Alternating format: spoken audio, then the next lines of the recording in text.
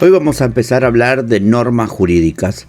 Vamos a tratar de entender por qué las normas, es decir, cualquier regla o digamos ley o mismo así resolución, ordenanza o cualquier aspecto que tiene que ver con puntos, ¿sí?, son jurídicos, es decir, jurídicas. Empecemos.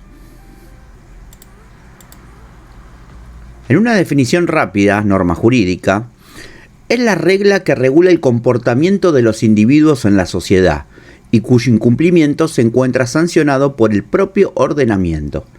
Acá tenemos que separar la palabra regular, que es regular, el comportamiento, es decir, tenemos que separar esa frase por un lado. Otro es el incumplimiento que puede estar dentro de ese comportamiento y la sanción, ¿sí? En una definición más amplia, es la unidad mínima que integra el ordenamiento jurídico, es decir, es la regla o precepto que forma parte del derecho objetivo. Ordena la conducta humana prescribiendo determinados comportamientos o señalando determinados efectos a los actos humanos. En cuanto son impuestas desde afuera del individuo sometido a ellas, son heterónomas. Acordémonos de esto, ¿sí? ¿Por qué? Porque obviamente están por fuera de lo que es el individuo. La sanciona un cuerpo legislativo, un poder legislativo. Toda vez que las normas o reglas jurídicas se refieren a la conducta de una persona en relación con otra u otras personas, se dice que se caracterizan por su bilateralidad, ¿sí? En tanto la aplicación de las normas está garantizada por la actuación del Estado, se dice que aquellas se caracterizan también por su coercitividad. Bueno, acá tenemos cinco puntos que obviamente cuando los empezamos a desarrollar, empezamos a entender cuestiones importantes. Primero, por un lado tenemos derecho objetivo, ¿sí?, que es la unidad dentro del derecho objetivo. Cuando dijimos, si hay un video que tenemos en el canal que es de derecho subjetivo y derecho objetivo. Derecho objetivo tiene que ver con el ordenamiento jurídico. Cuando hablamos del ordenamiento jurídico hablamos de todas, digamos, los cuerpos normativos que existen en un Estado, ya sea una constitución, una ley, un decreto, una ordenanza, una resolución, etc. Entonces, eso forma parte del ordenamiento jurídico. Ahora, ¿qué es la unidad mínima? Es justamente la norma, ¿sí? La norma que está dentro de eso y es parte del derecho objetivo. Por otro lado, tenemos una acción que es la de ordenar la conducta humana, ¿sí?, donde obviamente se prescriben determinados comportamientos, por ejemplo, matar a otra persona o robarle a alguien que no es de lo propio, y con determinada sanción. Después tenemos que son heterónomas, es decir, ¿qué quiere decir heterónomas? Que son normas que se aplican desde afuera de uno, es decir, uno es libre para hacer lo que quiera. Ahora, el problema es que hay normas que están impuestas por fuera de lo que es el individuo. ¿Y eso por qué son puestas por fuera? Porque son sancionadas, digámoslo de esta forma, por un poder legislativo, ¿sí? Después tenemos que cuando se refieren a la conducta humana en relación a otras personas se pueden tomar como bilaterales. Es decir, a ver, cuando tenemos, por ejemplo, que una persona debe hacer algo con respecto a otra, ahí tenemos una bilateralidad dentro de lo que es la propia norma, ¿sí? Y obviamente que esta está garantizada por, digamos, por la aplicación por parte del Estado, que esto vendría a ser la intervención del Poder Judicial, ¿sí? Una vez que la norma no se aplica correctamente o es mal aplicada dentro de determinado hecho, es el Poder Judicial quien puede, bajo su actuación, imponer a que se lleve a cabo su aplicación o quede sin efectos. Si el derecho son normas jurídicas, ¿cuándo las normas son jurídicas y cuál es su estructura? Vamos a hablar de John Austin, que fue uno de los primeros que habló de normas jurídicas. Él fue un reconocido jurista británico quien elaboró un esbozo de una teoría general de la norma, determinó criterios para reconocer y clasificar diferentes tipos de normas y establecer una estricta separación entre derecho y moral. Su punto de partida para determinar el concepto de derecho es establecer a qué tipo de juicio corresponden las normas y lo que advierte es lo que podríamos traducir como leyes propiamente dichas o en sentido estricto, law properly so called. No son otra cosa que órdenes o mandatos, commands. De esto surgen dos características de cómo funcionan las normas según este autor. Este autor va a decir de que la amenaza de infligir un daño asociado al incumplimiento de ese mandato y la de disponer del poder necesario para en caso de incumplimiento y hacer efectiva dicha amenaza. ¿Sí? Austin lo que nos está diciendo es que hay leyes, obviamente que la ley es algo que se escribe, y esto tiene que ver porque Austin era positivista, la ley está escrita, pero obviamente la ley por sí sola es un simple precepto, es una simple, digamos, orden que dice, bueno, esto es así, punto. Que puede partir de la propia naturaleza. Ahora, dentro de cada norma, según este autor, existen dos componentes. Por un lado, la amenaza, ¿sí? La amenaza de infligir un daño por culpa de eso, o el incumplimiento de no hacer eso, mejor dicho, es la amenaza, ¿sí? Es decir, por ejemplo, si ahí dice de que yo debo ponerme un buzo rojo, dice eso, si yo incumplo esa norma, voy a tener una amenaza atrás de esa norma y eso me obliga o me ordena a mí, ¿sí? A que yo tenga que ponerme ese buzo rojo, siempre tal vez, no sé. Después tiene otro tipo de componente, que es la de disponer del poder necesario para el caso del cumplimiento hacer efectiva dicha amenaza. ¿Qué quiere decir? De que si yo tengo una ley, como dije antes, de ponerme todos los días un buzo rojo, y yo resulta ser que un día no me pongo un buzo rojo, me pongo uno verde, esa amenaza, que sería el infligir la ley, ¿sí? Se hace efectiva. Entonces, de algún modo, en mi ser o en mi inconsciencia, digamos que esa ley me lleva a ordenar a que yo siempre me tenga que poner ese buzo rojo, ¿sí? Si no me pongo ese buzo rojo, me voy a sentir amenazado ante infligir la ley que me está diciendo que me ponga un buzo rojo. Ahora, si realmente esto se hace efectivo, también se hace efectiva esa amenaza. Austin sostendrá que las normas consuetudinarias, es decir, aquellas a las que ninguna autoridad les haya otorgado otro carácter, forman parte de lo que se denomina moralidad positiva. Sin embargo, esa positividad no puede ser considerada en modo alguno jurídica, aunque podrá adquirirla por dos vías.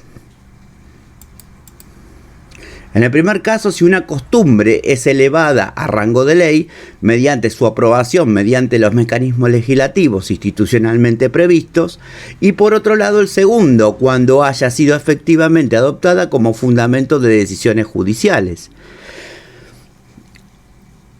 En síntesis, la regla implícita es en la costumbre por sí sola todavía no es derecho, recién lo será cuando efectivamente sea aplicada por los tribunales. Bueno, acá tenemos, vamos a seguir separando cuestiones. Dijimos que cuando una norma es jurídica y cuando no lo es, ¿sí? Una costumbre es, obviamente, digamos, un principio a que sea una fuente de derecho y que se convierta en una ley jurídica, ¿no? Vamos a ponerlo así. Ahora, si resulta ser de que esa costumbre pasa por los mecanismos legislativos institucionalmente previstos, eso puede convertirse en una norma jurídica, ¿sí? Esa propia costumbre que se va a convertir en rango de ley. Ahora, esa misma costumbre, ¿sí? Puede también ser ley a través de los procesos judiciales. Ejemplo, en Inglaterra o en el Reino Unido, por ejemplo, se maneja el sistema de common law, es decir, de que se toman precedentes judiciales, ¿okay? de decisiones judiciales como la propia ley. Entonces, por ejemplo, en un caso concreto, la jurisprudencia puede dar lugar, que puede ser una costumbre, por ejemplo, esa jurisprudencia puede determinarse a convertirse en un mecanismo también legislativo. Ojo con esta situación. ¿Por qué? Porque un precedente judicial no quiere decir de que se convierta en ley. Es decir, el precedente judicial es solamente ley para las partes que están en controversia en ese proceso, ¿sí? Puede sí después un juez o incluso un grupo de jueces tomar eso como fuente del derecho para luego en otro caso similar o igual, sí, lo puede tomar. Pero muchas veces hay que tener en cuenta de que el fallo que se hace es para el caso concreto, no para todos los casos, ¿sí? En síntesis, como estábamos diciendo, la regla implícita en la costumbre por sí sola todavía no es derecho. Es decir, una costumbre que pueden tener en una cultura, ejemplo, acá en Argentina y en partes, digamos, de Sudamérica, se toma mate con una determinada yerba. Eso es una costumbre, digamos, no hay una regla, pero lo será efectivo si lo aplican los tribunales. Un ejemplo de este tema del mate es que el día de mañana se prohíba tomar mate y resulta ser que alguien infrinja la ley de no tomar mate y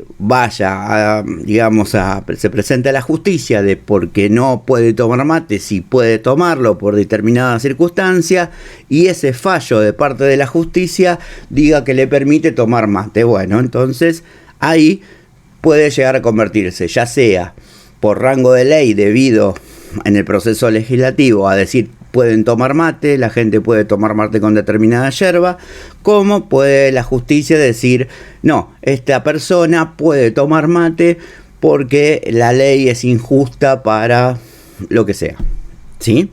Ahí tenemos las dos posibilidades donde una simple costumbre moral, inclusive, o moralidad positiva, como lo define acá Austin, se pueda convertir en una ley.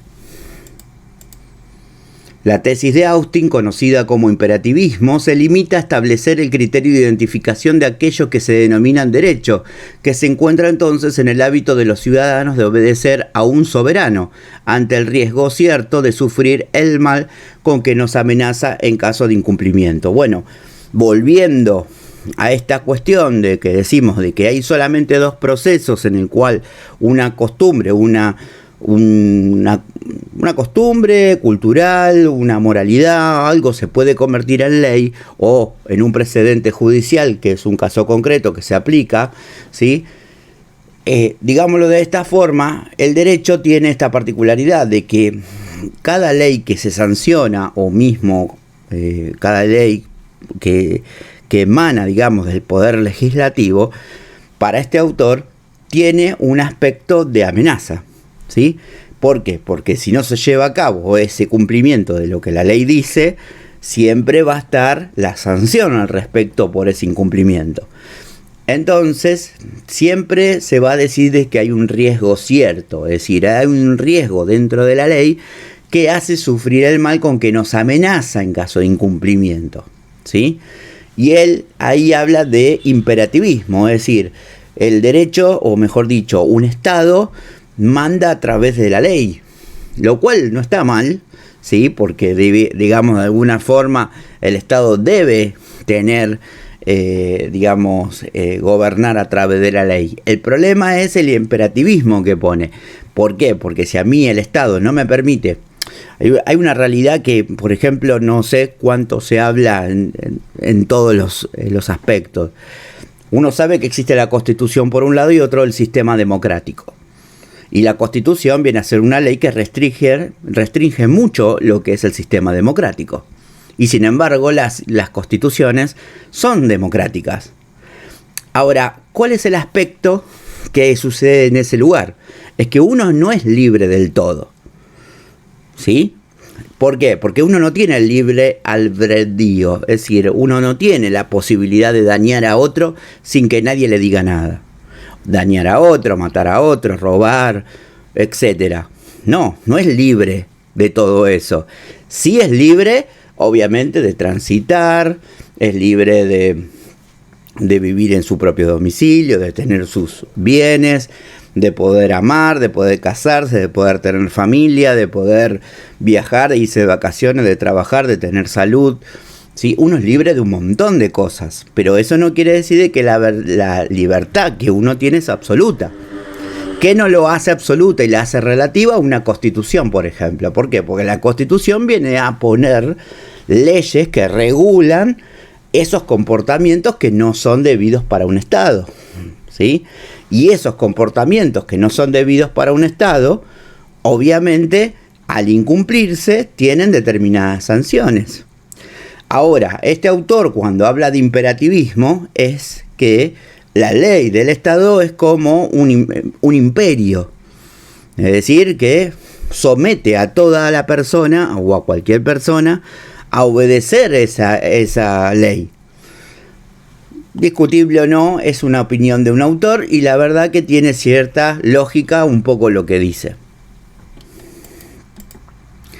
Ahora bien, el paso que da Kelsen en relación a Austin, es decir, que él se va un poco más allá, pasa por advertir que la norma no se agota en el acto de voluntad del soberano. ¿Qué quiere decir? No es solamente la decisión del Estado, ¿sí? Lo único que se puede hacer. Para Kelsen, una pluralidad de normas constituye un sistema jurídico, si la validez de las mismas reposa en última instancia en una norma única, entendiendo que una norma es válida y en consecuencia existe e integra el sistema jurídico si ha sido creada conforme estaba previsto en una norma superior.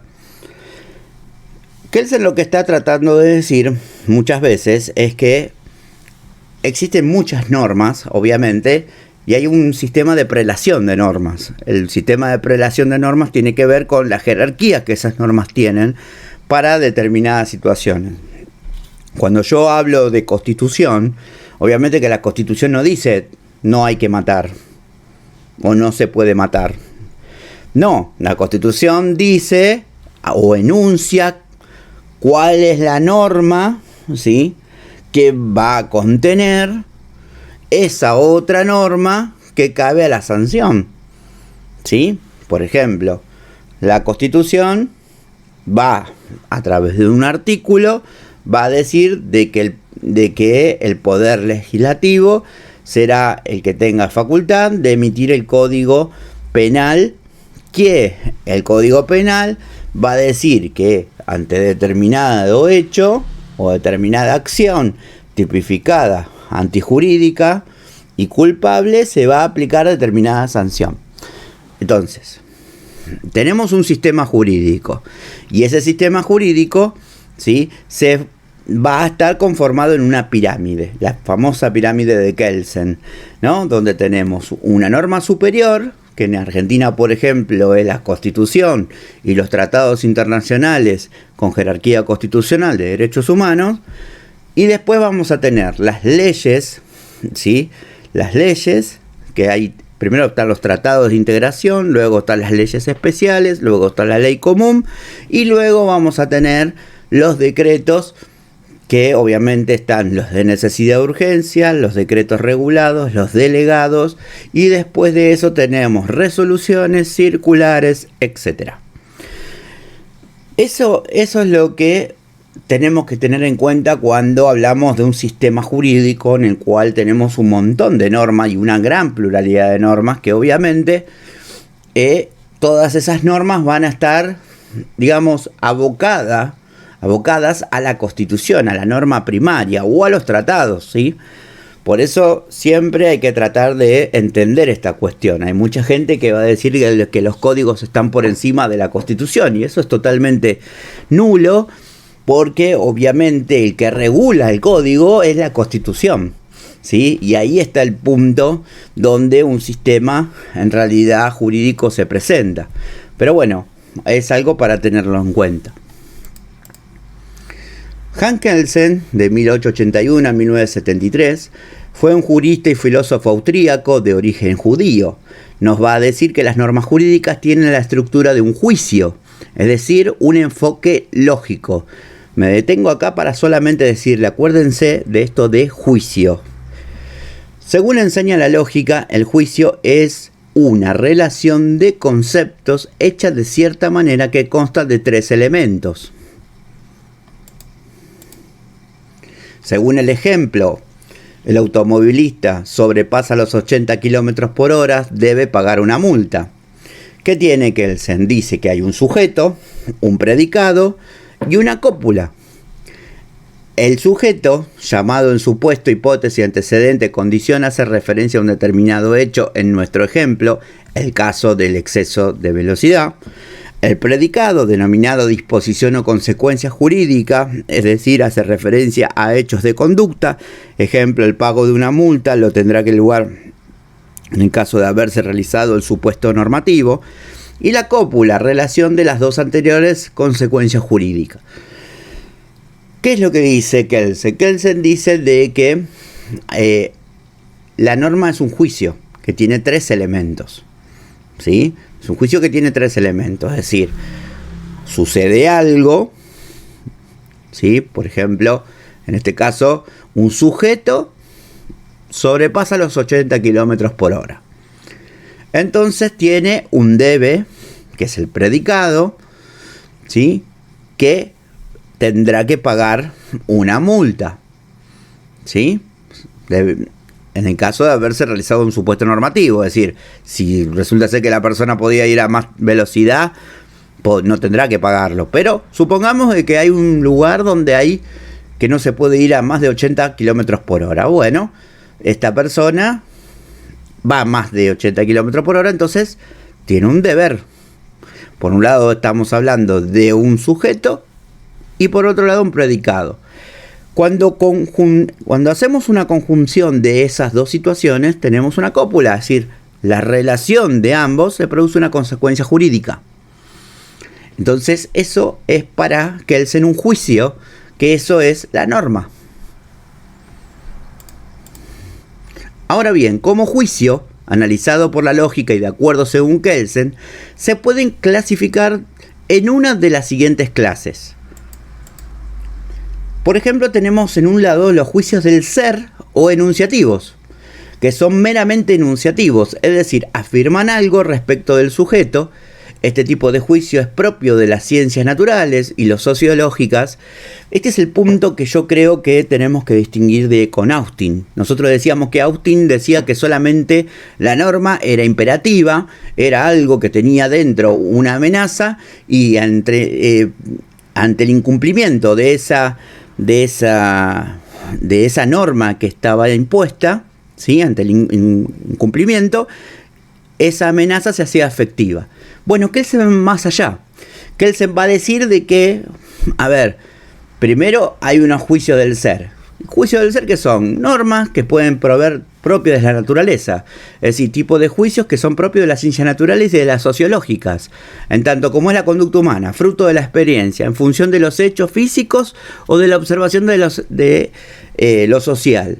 Por ejemplo, Acá Kelsen habíamos puesto nosotros un ejemplo. La Tierra gira alrededor del Sol. ¿Sí? O la ley de las luchas de clases de Marx.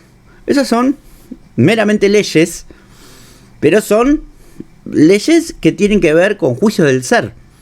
Es decir, tienen que ver con la física y demás. O demás ciencias, la matemática, las naturales, pueden ser las ciencias, incluso las ciencias políticas, ¿sí? O sociológicas, o las ciencias, hay un montón, no sé, todas las que tienen que ver con ciencia, la juicio del ser, o que tienen de mero carácter enunciativo, son estas, por un lado, las que define Kelsen. Y por otro, tenemos los juicios del deber ser, que son aquellos que no se basan en la experiencia, sino que establecen un deber ser, es decir, una consecuencia para determinada hipótesis o condición. La cópula enlaza la condición con la consecuencia. Aquí se encuentra la norma jurídica, donde son normativos porque tienen cómo funciona orientar la conducta humana. Entonces, la diferencia que habíamos dicho con Austin, donde Austin decía de que la norma es imperativa, ¿sí? Porque impone sobre una regla que es impuesta por un Estado soberano, ¿sí? Produce una amenaza, y esa amenaza, ante el incumplimiento de esa norma, se hace efectiva. Kelsen va a decir que en realidad la norma puede ser del juicio del ser, es decir, meramente enunciativa, o del estudio de las propias ciencias, o puede ser del deber ser. Y cuando habla del deber ser, Kelsen está diciendo de que en el deber ser va a haber una consecuencia determinada para determinada hipótesis o condición. Entonces, ¿qué dijimos? Había tres elementos: un sujeto, un predicado y una cópula. Un sujeto, ¿sí? Donde digamos que ahí se cumple tal vez la ley, ¿sí? Descriptiva, o mejor dicho, se está cumpliendo un enunciado. Una persona un automovilista sobrepasa los 80 kilómetros por hora. ¿Es posible? Sí, porque no hay nada o ningún cartel, nadie que diga no vayas más de 80 kilómetros por hora.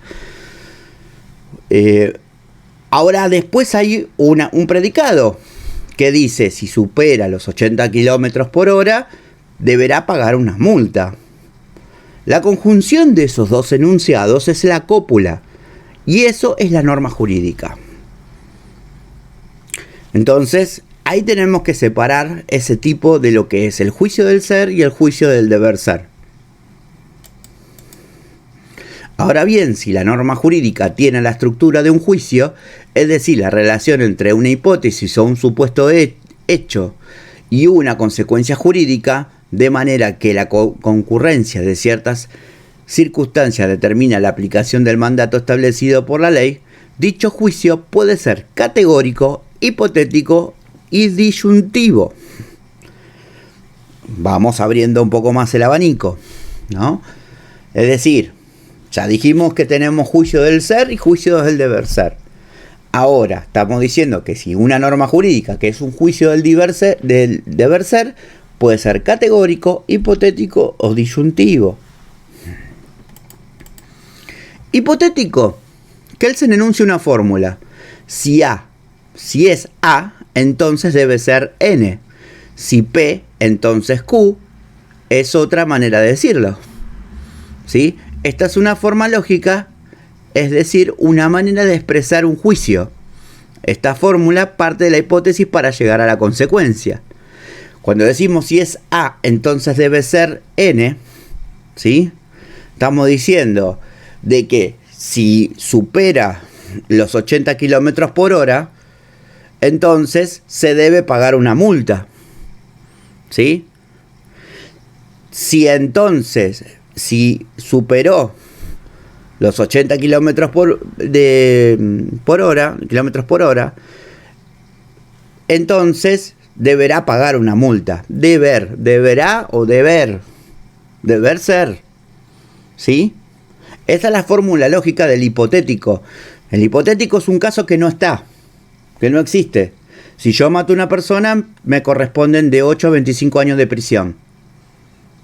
¿Sí?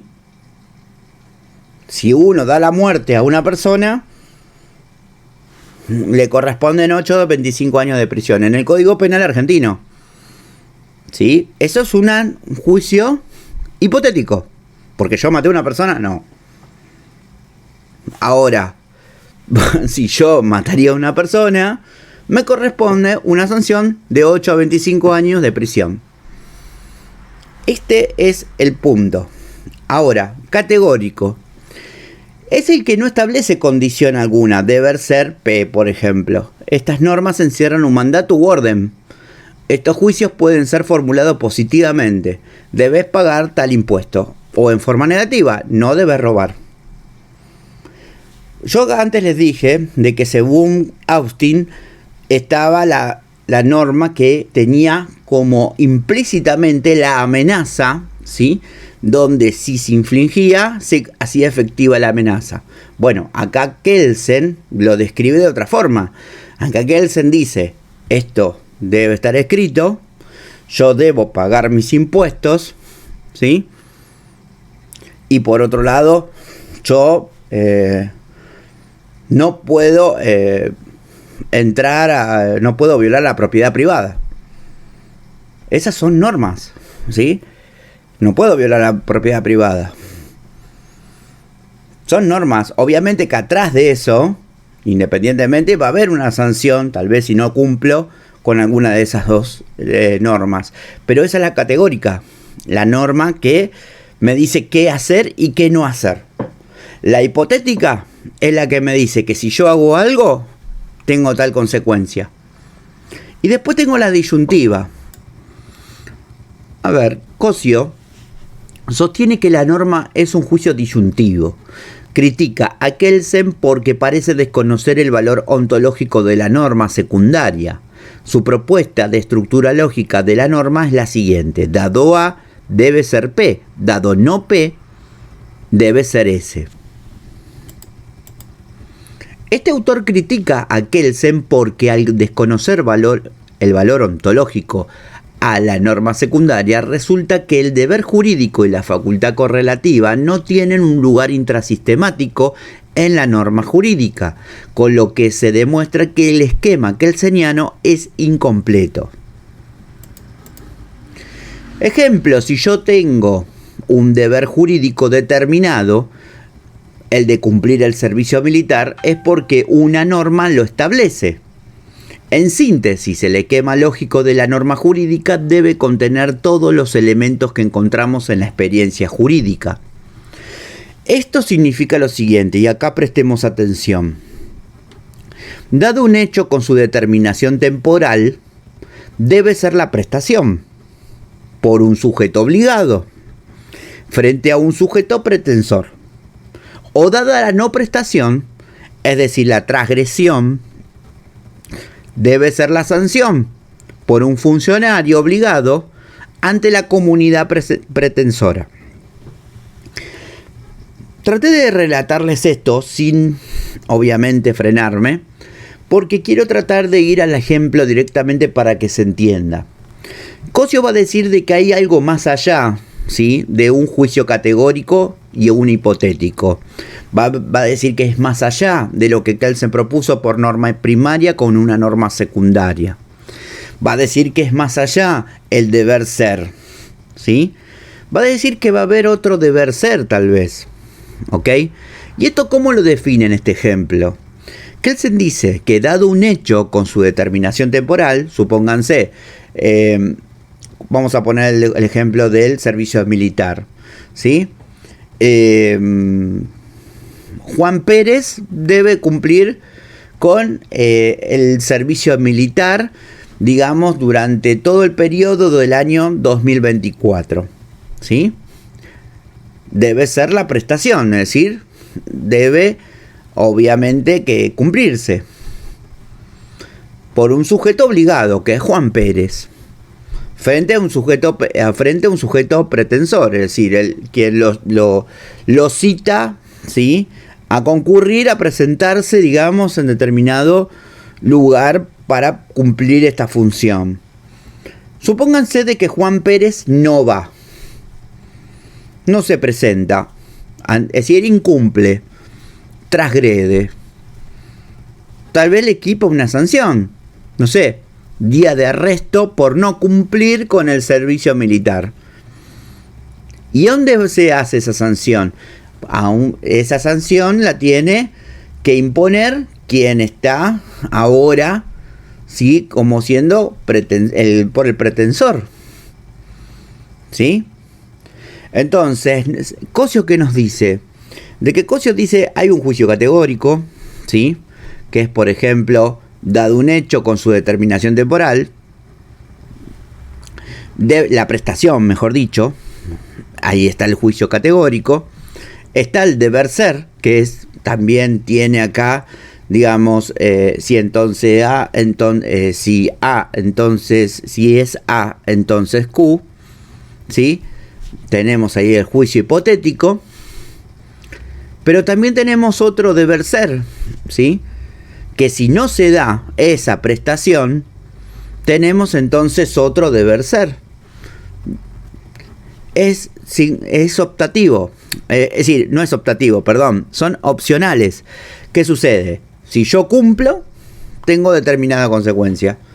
¿Cuál es? La de cumplir con mi obligación. Si yo no cumplo, recibiré seguramente una restricción o una sanción.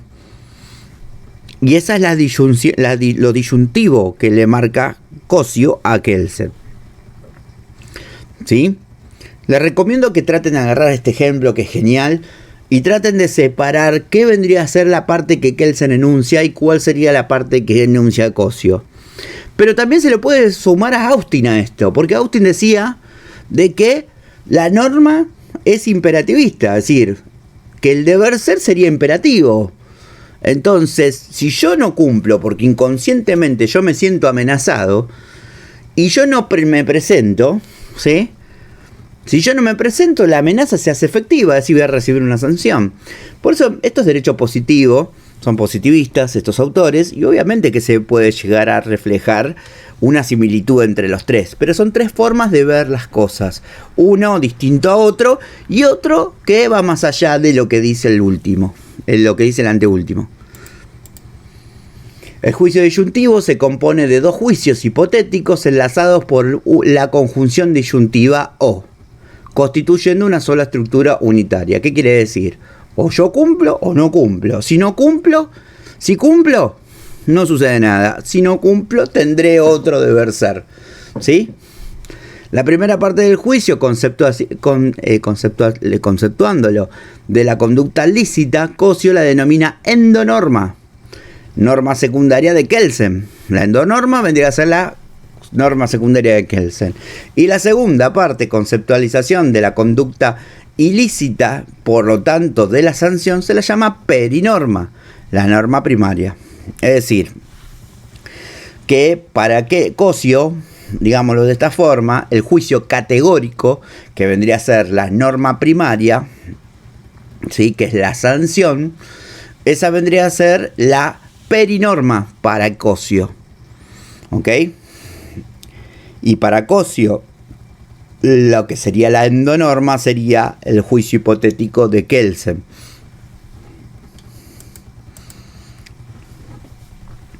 El fundamento de la citada disyuntividad radica en que toda conducta jurídica tiene que ser forzosamente lícita o ilícita, y solo con dichas estructuras disyuntivas es como quedan conceptualizadas ambas posibilidades.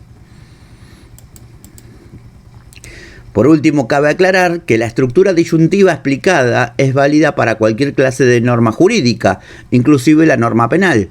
En efecto, ejemplificando con el caso del homicidio, tendríamos la siguiente regla: dada tal situación jurídica, debe ser no matar. O dado el homicidio, debe ser aplicada una sanción. Ustedes fíjense también acá el ejemplo.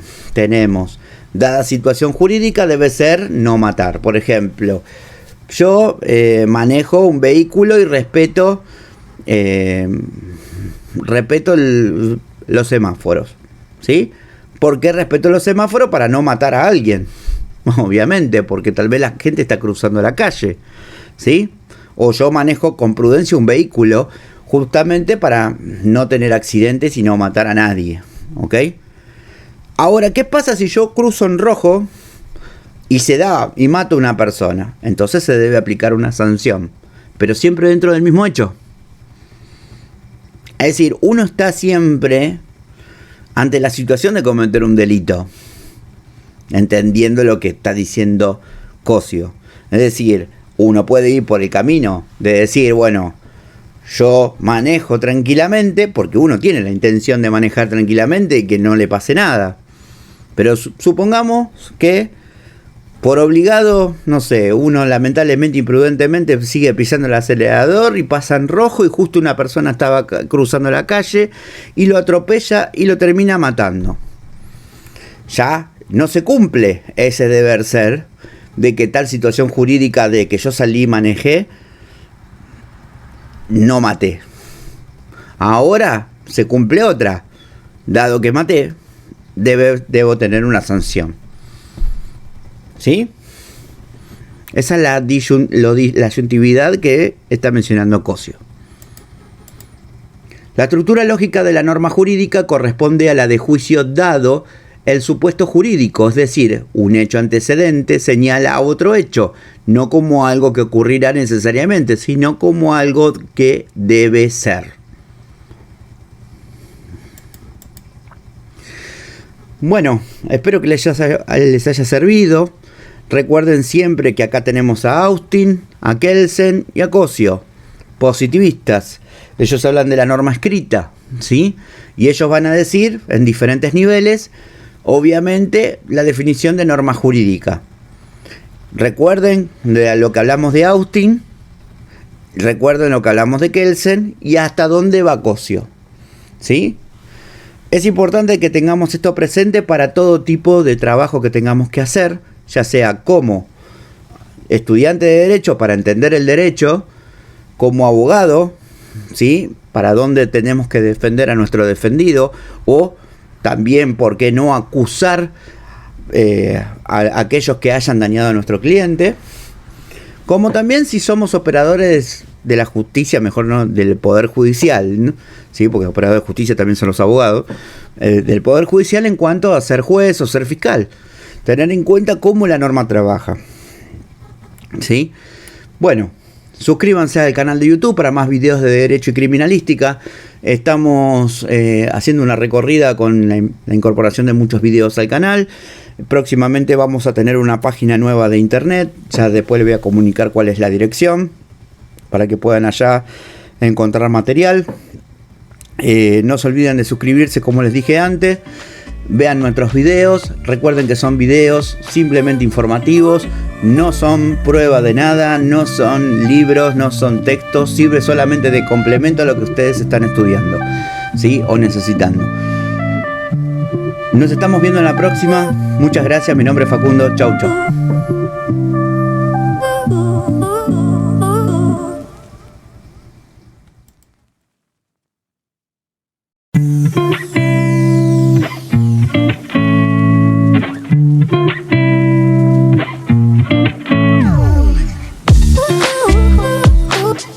Ooh.